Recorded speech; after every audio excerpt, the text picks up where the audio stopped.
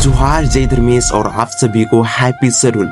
तो गैस आज है सरहुल, उधर ही श्री बाजपुर तरफ से आ रही है जुलूस। तो हम लोग भी रोड पे निकल चुके हैं उन लोग को पहुंचने के लिए। जैसे ही उधर से आते हैं पहुंचने के बाद हम लोग को सीधा जाना है 5 पढ़ा कला संस्कृति भवन, वहीं पे हम लोग का सरहुल जुलूस यात्रा है। और आप वीडियो को फुल वॉच कीजिए, मैं ट्राई करूंगा कि आप लोग को फुल एंजॉय कराने का। इधर पहुंचने के लिए रेडी है और उधर से भी जुलूस पहुंच ही रहा है।